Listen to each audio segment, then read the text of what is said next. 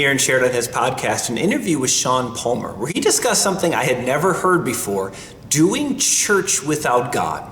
He was using this, inviting people that feel burned out, pastors, priests, and guides, to a spiritual retreat, that the idea that church itself with God is too exhausting, so to do church without God.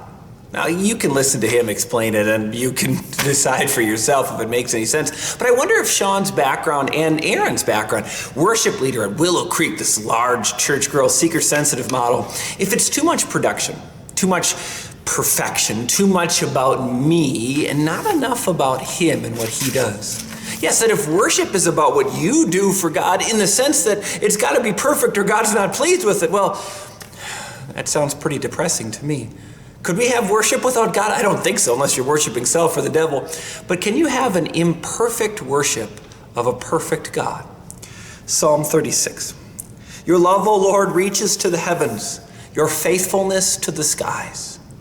We come and worship not for ourselves, but for him, his faithfulness, his love. It reaches beyond us. When you look in the mirror, you're not perfect. When you look at what you do for God, it is not perfect by our standards, but it's about his love and his faithfulness. If you have an incorrect view of worship, you do get burned out, and maybe you have to go to these retreats like he offers and pay lots of money for trying to make yourself feel better. But if you read the scriptures, there's something a little deeper that doesn't cost you anything. It gives you some real value. Worship's not about my production to God. If God needed my production, he would have failed me already before I started.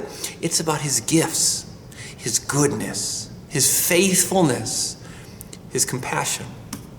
A world of perfection, you're already burned out. You don't need church for that. No, you need church to see God's faithfulness to you and your humble worship, imperfect as it is, but grateful and gracious to him.